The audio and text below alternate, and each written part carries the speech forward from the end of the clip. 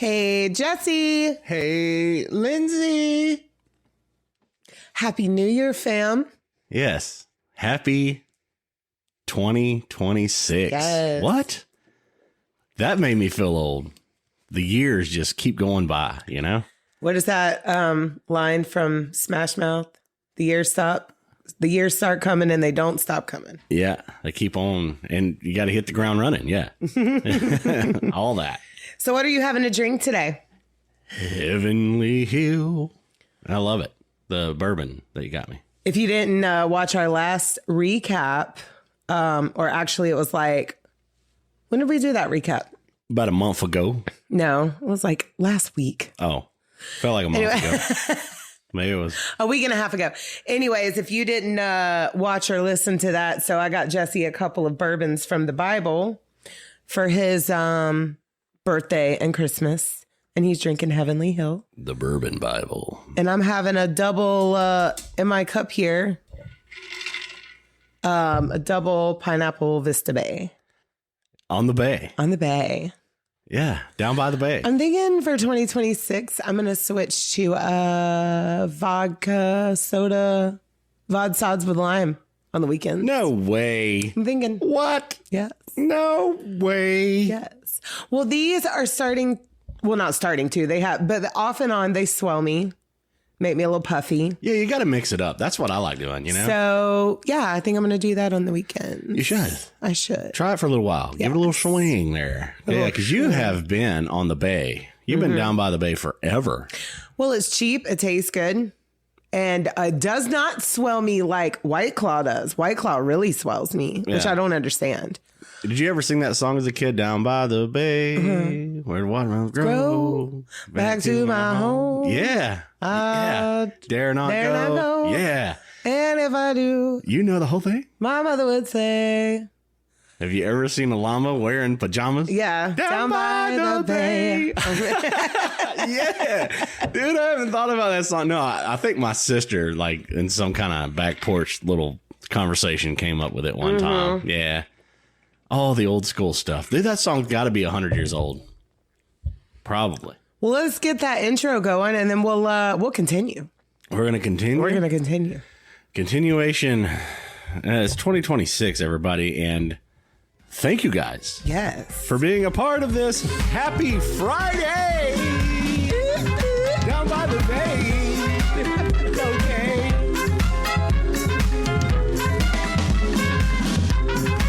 I feel like that's bumping. I like it.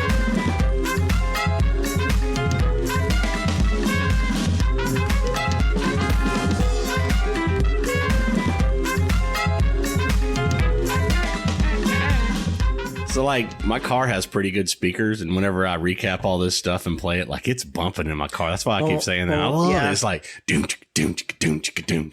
I love it. I guess if you got good headphones, I mean, it would bump too, right? If you're listening to the pod and you're juking to our music, it's a good juke, dude. So Jesse and I mutually discussed what we were going to talk about making us feel old today. But first, I have to Google this person's full name because I've done forgot it since last night. Oh, yeah? The one that sang Down by the Bay? No. Where the watermelons grow? No? No. Go ahead and... Well, you had mentioned we were watching because every January we start Game of Thrones, and you had mentioned that it had been like 7 years since the last episode. Okay, well, that's part one of what makes us feel old. So it's been 7 years. That made me feel old. Since the last season of Game of Thrones. And we had already watched that show completely through about 4 times before that last season. And now it is a family tradition to rewatch it every January right after Christmas. And we just finished Stranger Things on New Year's. It was, God. But we talked about that in our recap also. Yeah, we did. And but it was just like, okay, we're done with that. On to Game of Thrones. And it was just the realization. And we don't want it to go away. And I like the spinoffs, and I love House of Dragons, and there's a new one coming. And there's a new one coming. Night of the Seven Kingdoms. Super excited for that. Yeah. New season of House of Dragon coming out this year. And listeners, if you guys watch Euphoria, there is a new season of that coming out after like 3 years, maybe even 4. So for all the binge watching people, there's so much to come up. I mean, I think 2026 is going to be amazing. I just can't wait for all that just to explode out. You know, we get to sit here and watch. Oh, and my son is telling me that we need to not forget that Shrek 5 is coming out this year. Oh, Si, you got us. And now it's time to go away. Love you. Love you, love you, love you. Si, we're finna get deep off in it, bro. Yes. Bro. And so we were watching Addams Family from the 90s. That is right. Part 1 and 2 last night. And we were talking about Gomez, right? so I was telling Jet, I was like talking, I was like, I never really seen Raul Julia in anything else after these movies, and he was so good. So, and Jesse was like, I think he put on some weight. So picture him with some weight and other things. And I'm like, no, I was like, I actually think that he passed away. So I went into a deep dive. This man passed away 1 year after the second Addams Family, which is Addams Family Values. Yeah. And he was battling stomach cancer the whole time. What movie is it, though? There's a movie where there's a guy who looks just like him. There's a few of them, and look, he looks just like him with the mustache and all, like, but bigger. I don't know why. We're gonna find that. I don't know what you're talking about. I'll point it out if I see it. But so yeah, listeners, if you knew that already, you can call us dumb. It's okay. But I was like, for some reason that triggered. I was like, I actually think he passed away, and he did. Or so this man, am I just relating the new Gomez? Because he looks nothing like him. He does not. No. Maybe I am. No, I'm not really a fan of the Gomez and Morticia, even though it's Catherine Zeta-Jones and I love her. And I love, what's his name that plays, God, I can't think of his name either. He's in so many things that play in Wednesday. Raul, Julia, and Angelica Houston are my Gomez and Morticia. That's our I get Gomez it. and Yes. Morticia. Yeah. Even though Sean Astin from way back in the day, or John Astin, sorry, not Sean Astin, but John Astin, and the woman that played Morticia, her name is off. Anyways, from the black and white days, the old, and Silas loves those. I love the OG too. I love the black and white stuff. That's what made us feel old. Yes, realizing that Raul Julia passed away in 1994, and him battling it during that movie. That's really pretty tough. Oh, right. Wow. Yeah. Well, Chadwick Boseman did that as well. He battled cancer during the a few of them. The Avenger movies, and maybe we should do a pod on all that. Black People Panther struggling through, and of course stomach cancer is horrible. Yeah. I mean, it's all horrible. I mean, all cancer is horrible. We don't want to say that one is more horrible than the other. Right. But I have heard that stomach cancer is very aggressive and very painful. Yeah. As well as pancreatic cancer. And there's just been a lot of things happening in Hollywood during the movies. There's been people shot and stuff. So there's been people that passed away in the middle of things, and things have happened. People died on set. I mean, goodness gracious. Yeah, absolutely. Brandon Lee, The Crow too. Yeah. Wow. But the Deftones was in that one. Yeah. Or not the. You can't say the. I said it one time. It's just Deftones. It's just that, you know what, though? Whenever I was on Octane doing the liquid metal stuff with Jose, and I said the Deftones, and I feel bad about that. Yeah. Oh, yeah. So one day Jesse was driving to band practice, and he got to be on the trivia pit. Yeah. On liquid metal. And I said the Deftones. Why? Oh God, Jose probably wanted to punch you in the face. But we have so many memories with that guy. Yeah. Over the last 10 years. 7 different occasions where we were like, Jose, what's up? And he's hanging out. We have several selfies over time periods. And then I got to talk to him, and then he was really, really amazing. I almost won it. I almost won the trivia. That was really cool. He sent me a video of him talking on air. Yeah. I was like, look at you. For anybody has XM, you can go back and check that out. I don't remember what day. Was it October something? Right before Halloween. It was the trivia pit right before Halloween, I think. Anyhow. So. Yeah. Are you ready? No. Okay. I'm not. So today and for the next 3 weeks, we will be drinking about the Jinx, which was a nickname for Robert Allen Durst. Wow. Is any kin to Fred? No. Oh. You have no idea how many people have said that in coverage about this. Well, let's just keep rolling. And he also went by Bob and Bobby. So I'm going to call him Bob. So Bob was born on April 12th, 1943 in Manhattan and grew up in Scarsdale, which is about a 45-minute drive from the city. He was the oldest son of Seymour and Bernice Durst. Seymour was a real estate magnate, very rich, very powerful, and he owned a lot of shit. Was he like suddenly Seymour? No. Oh. The Durst Organization, which is a development firm, is valued at $8.1 billion. Okay. You got to hold your pinky up when you say that. Billion. Yes. Well, they can't see us on this one, so. Yeah. Shabba-dooba-doo. Yeah. He had two younger brothers named Douglas and Tommy and a sister named Wendy. I don't know much about his upbringing, but it is reported that Bob was very close with his mother, Bernice, and Douglas was closer with Seymour. I don't know much. I don't know shit about Wendy, like at this point right now in my research.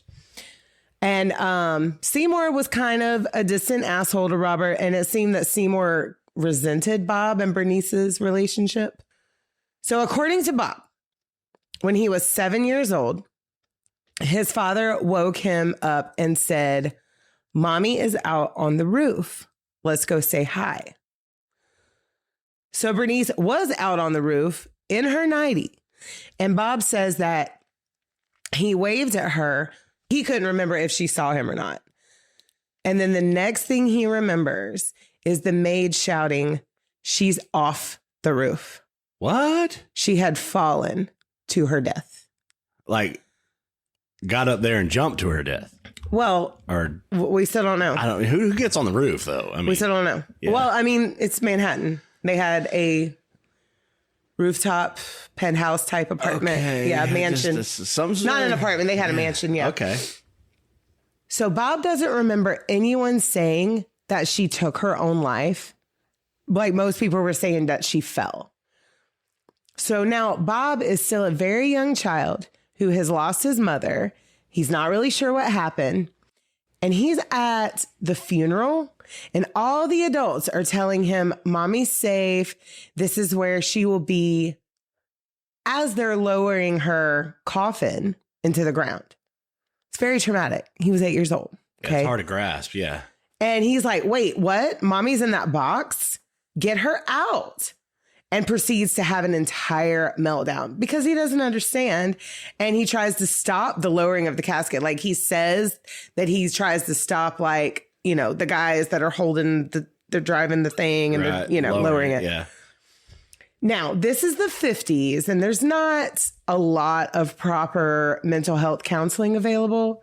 And Seymour just would not talk about it after that. So, of course, Bob starts to act out.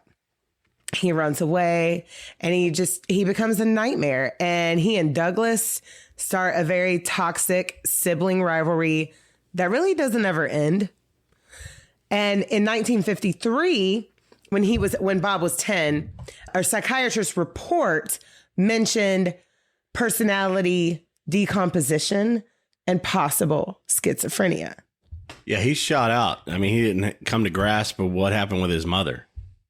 Right. I'm so sorry. I am reading off of a laptop today and it is different. You need more. You need some of this. You need some of this. I don't need none of that shit that tastes like leather. This is some I don't give a fuck in a glass is what this is. And I'm also a little stuffy today. I apologize. I don't know if it's weather change. Like we're in Florida.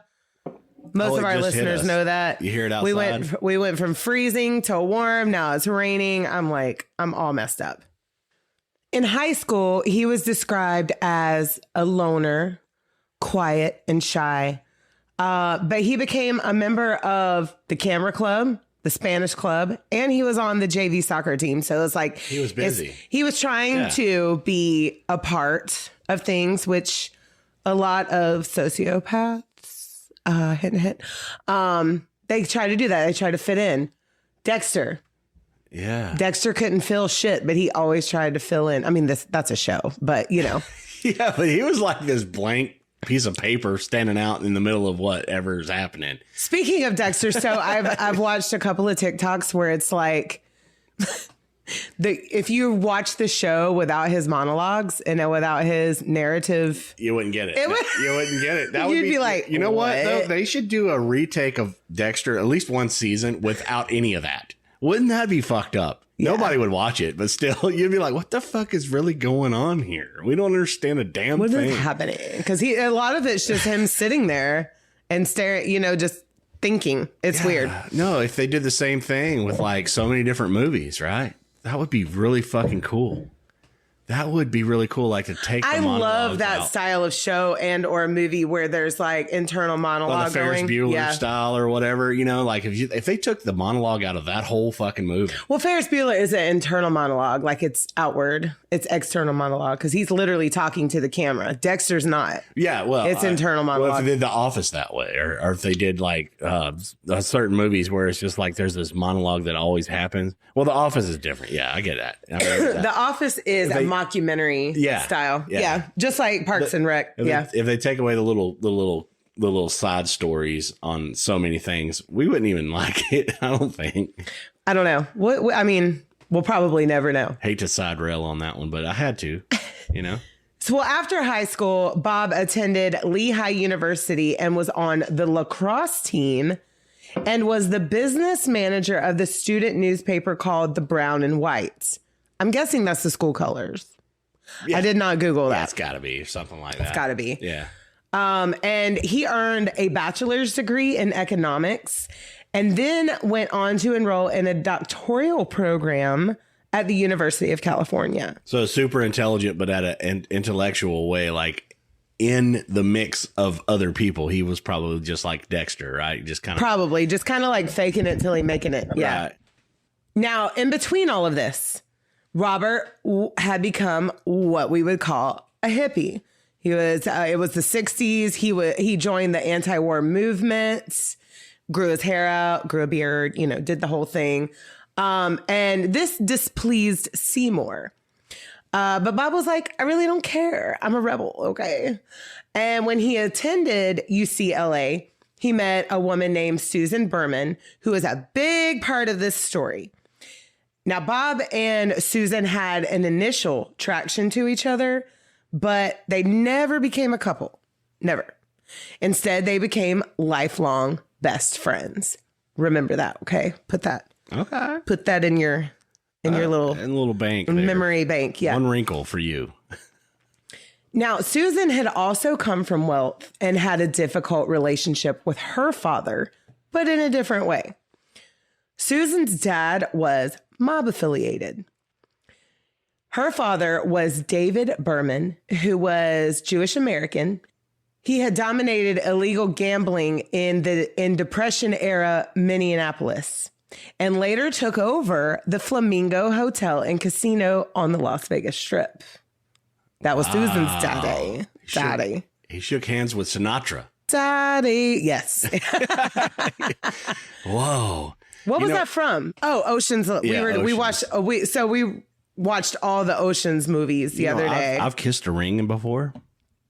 No, you were married to, he was previously married to a Sicilian, correct? Yeah, I've kissed a ring before. And I can't really sing it, but I didn't like it, but I had to do it. I couldn't say I kissed a ring and I liked it. Oh my God. No, and that dude showed up to my house one time and I was like, what the fuck? He's like, yeah, we're down here from wherever the fuck, Boston, and he fucking came and fucking hung out. And I was like, what the fuck are you doing at my house, bro? I'm scared. You're so dumb. It happened. Well, in 1969, Bob withdrew from school and moved back east. So he was at UCLA, dropped out, and moved back home, back east, and opened a health food store that he would call All Good Things.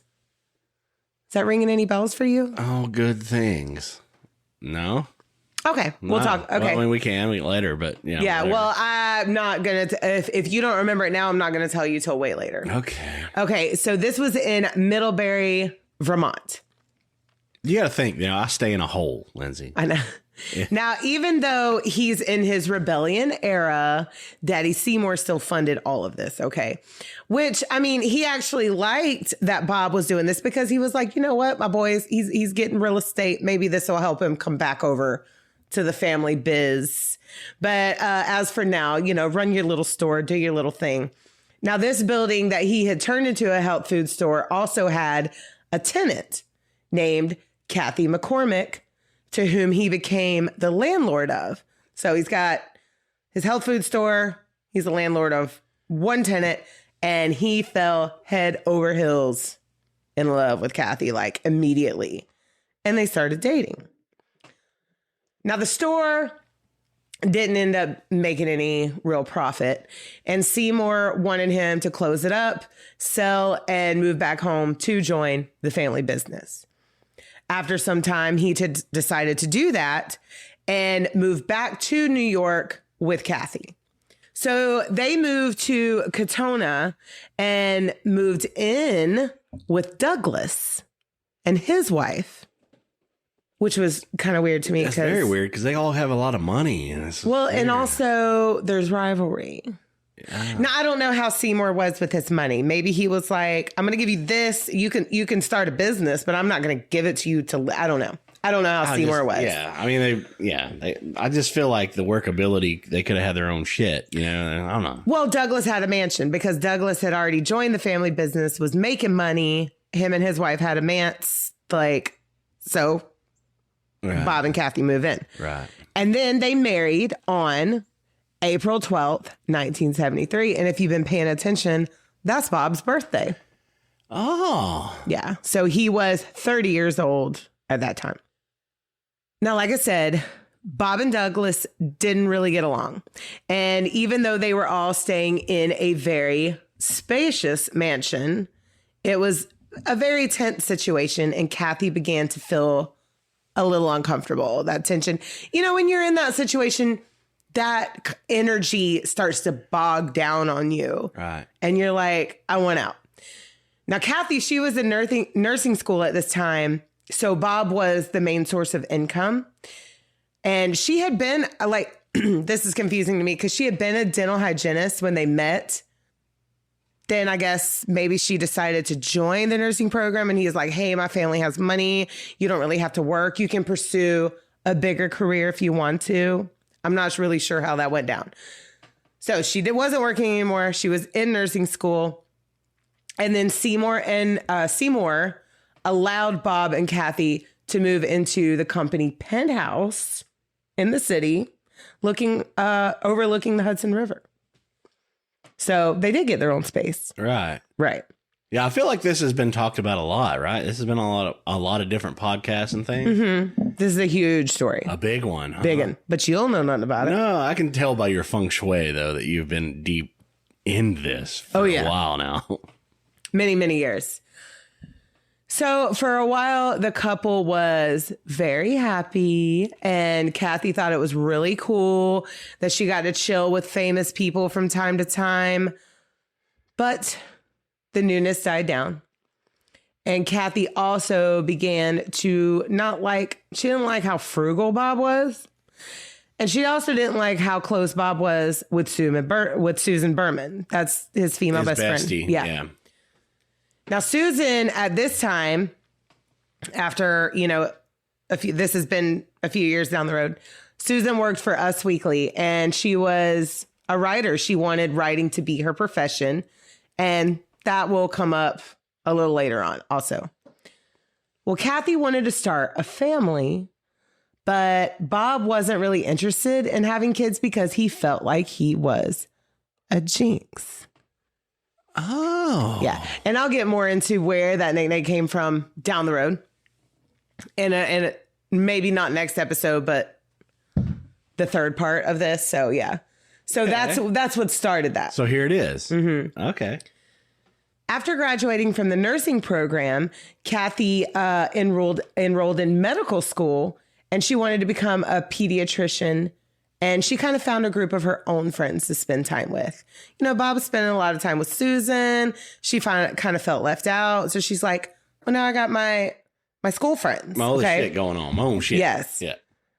Well, Bob started to become very jealous of that and a little possessive. And he didn't like that she would spend time with friends or even her family. But he was doing the same thing. He was doing the same thing. Yeah. Right. Yeah, no. Yes. Very narcissistic. Okay. No. Red flag. Red flag. And Now, Kathy's family had loved Bob for the first few years, but as time went by, they noticed that he never really wanted to spend time with them and would start to get mad at Kathy spending time with them. She would slowly start revealing to friends that he had become physically abusive. So he just could not fucking have the other side of what he was. And be okay with it. Yeah, it's going to get darker and deeper. Come on. Deeper and darker. Dick Durst. So, and get this. He would even start timing her visits with her family while he sat in the car. And if she went past that time, he would go in and drag her out. That's disgusting. That's still not ringing a bell to you? No. Okay. What? I mean, I'm just saying it's disgusting. I'm saying if you're going to have your things, you got to let her have her thing. He's very disgusting. I mean, like a vile human being. And we'll get more into it. Here we go. Right. Now, between late 1980 and all the way up until late 1981, she did secretly hire a divorce lawyer to talk to them about what she could do, how she could get out of this marriage, coming up ahead a little bit. And it took some time to get all that accomplished while going to medical school, because it's like all your time. Yeah.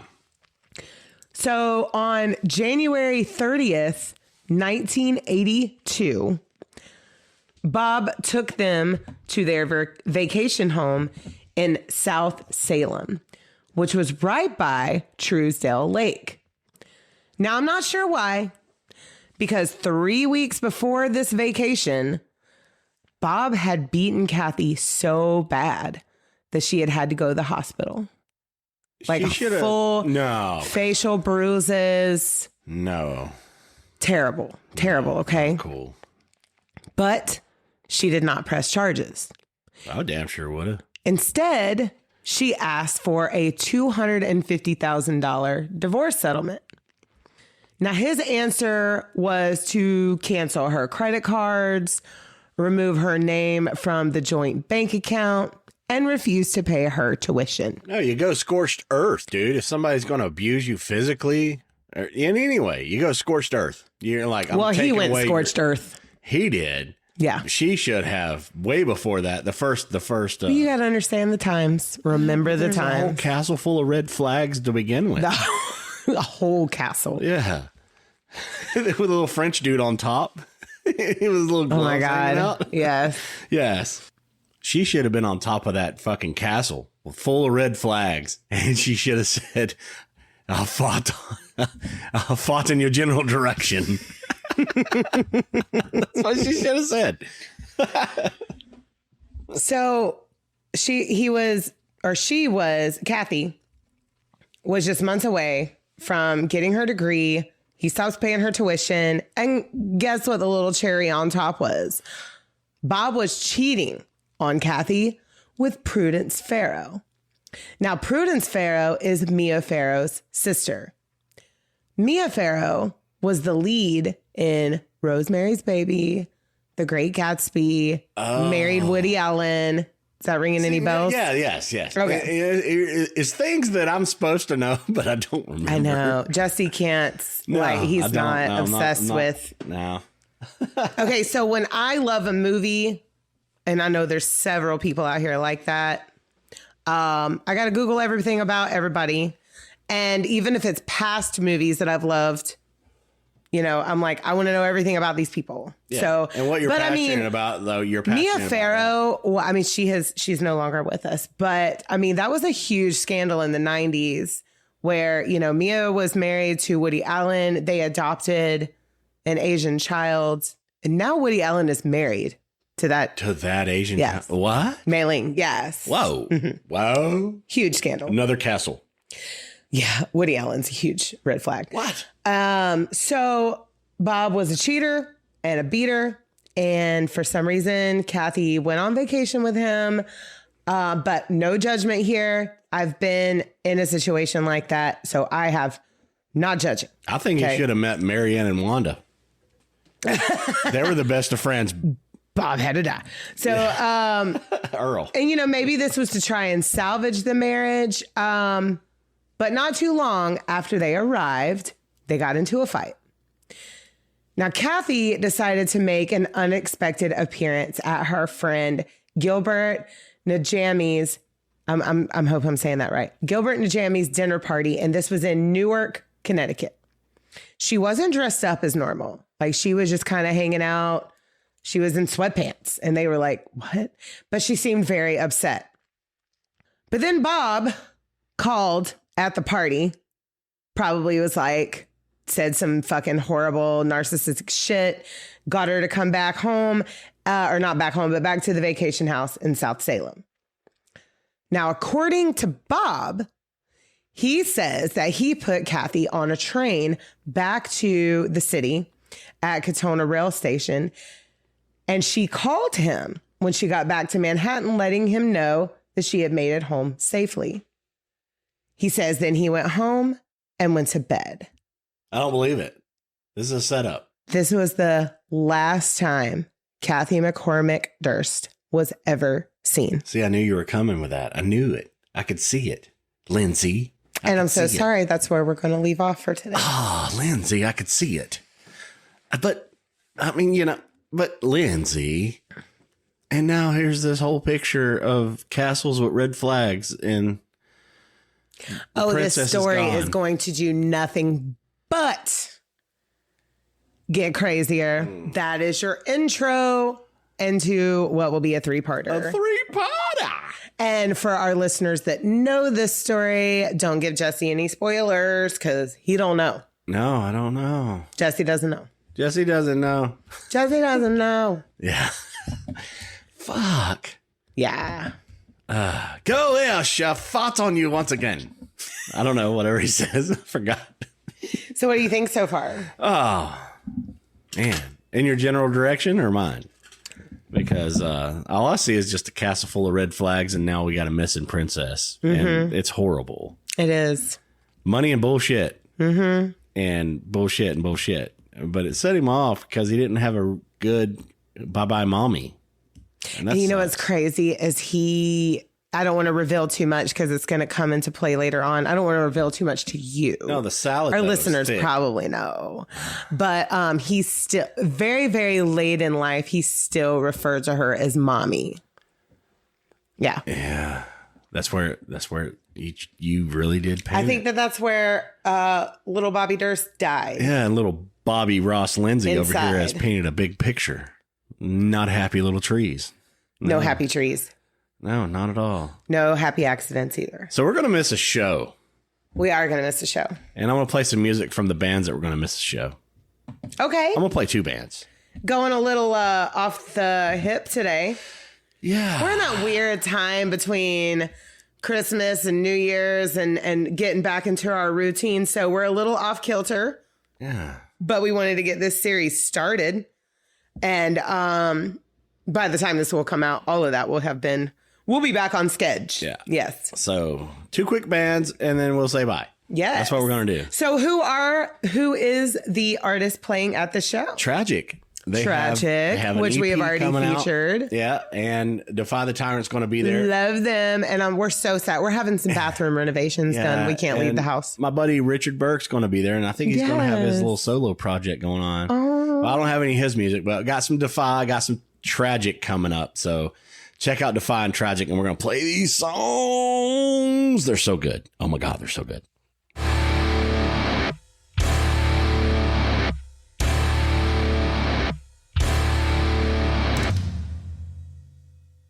You met on the roadie doing promo. He used to keep our business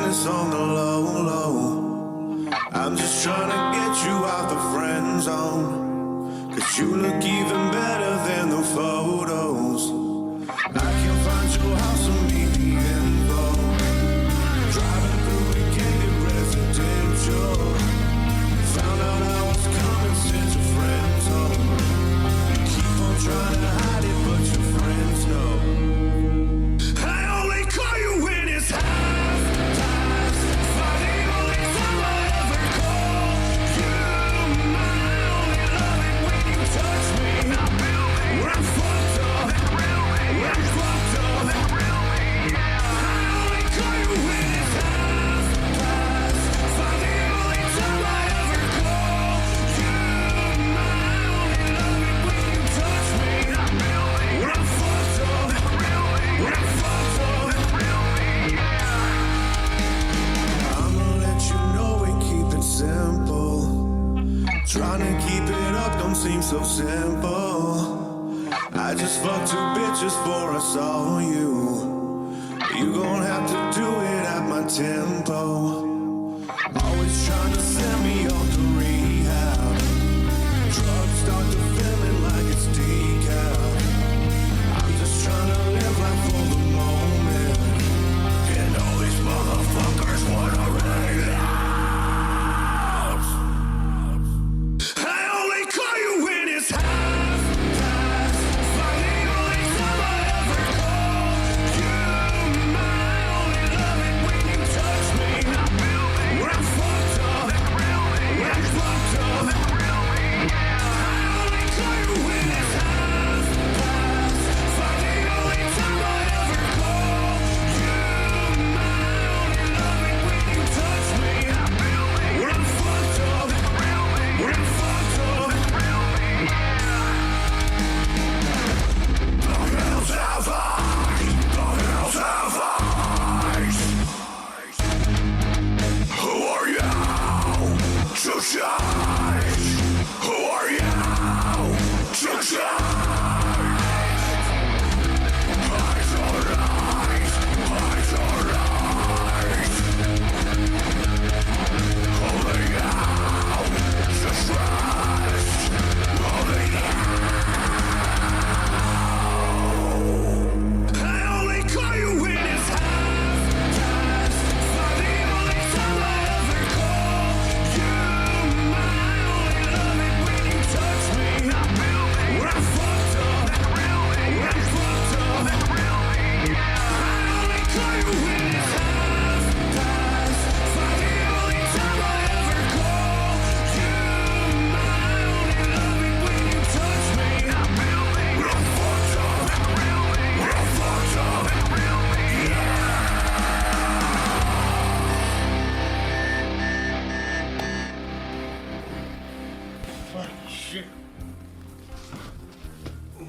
You got to check out that music video. Yeah, so you can find that on YouTube. Is it Tragic or Tragic Band? Just tragic. And then So that's their cover Of the Weeknd song. Weeknd, Yeah. The Hills. Yeah, very cool video. that was my request. Yeah. Loved it. Loved it. So we're fixing to play some Defy the Tyrant. Yeah.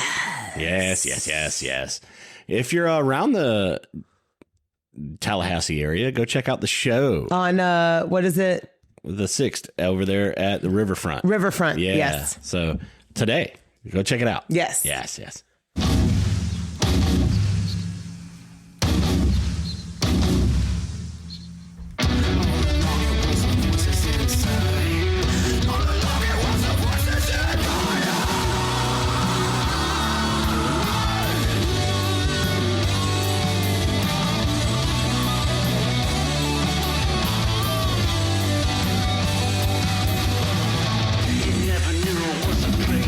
Praying in a parasitic pipe that's not defined as a spine. Subconscious mind wants not defined as a spine. So it begins to break and it bends while we're reading it. All along it was the voices inside. Whispering into me, onto me, onto me. All along it was the voices inside. Whispering into me, onto me, onto me. All along it was the voices inside.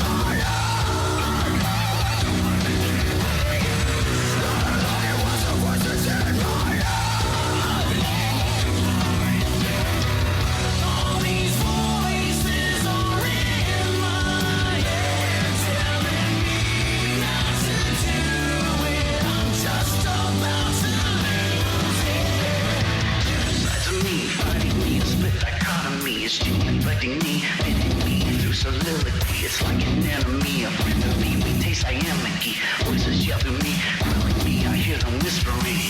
Look at what's the voices in my head.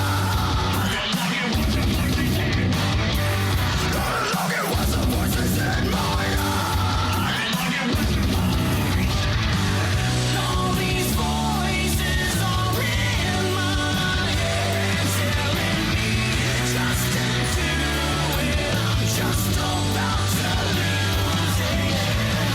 All these voices, I can't think with them. Well, I might as well do it. I'm just about to lose it. Look at what's the voices in my head.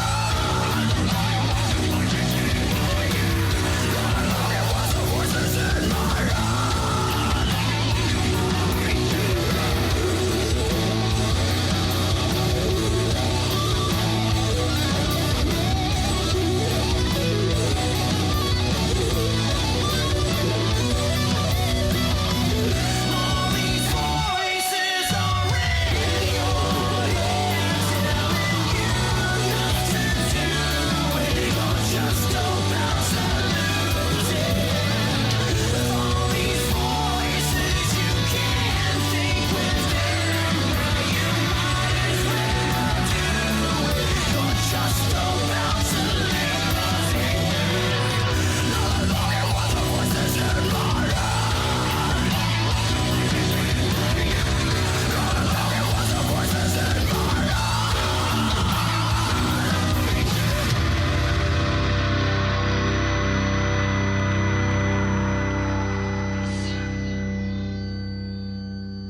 Lindsay.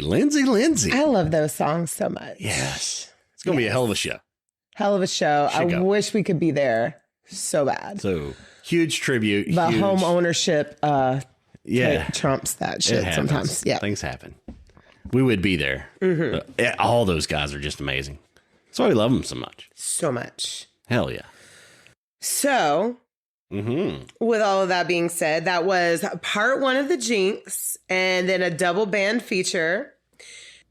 We got two more parts of this Tomas. subject of the Robert Allen Durst, the Jinx. If this is your first time, if you are new to us, what we do is we talk about true crime. I unload a story onto Jesse that he's never heard about. And even if he has heard about it, he forgot it. And Probably did. and we have some drinks. Then Jesse plugs bands at the end, as you've seen here. And we're everywhere. We're trying to make our little hobby here, hopefully manifesting, to be a full-time gig. Yeah, thank you so much for everyone that Yes. checked us out. So. We've been around for over a year now. This is our 62nd. Keep on episode. plugging along. Full episode. We do have recaps and things like that. You can find us on Spotify, Apple, Amazon, YouTube. What else? Your mama's basement. So if you want to send us an email, we are drinkaboutsomethingpod@gmail.com. We have a website called drinkaboutsomething.site where you can click on anything there and find all of our socials. We are doing some lives on TikTok, mostly on Fridays, mostly on Saturdays. Sometimes we do a Friday, depending on what our schedule. So if you want to see those lives, we are drinkaboutsomethingpod_Lindsay on TikTok.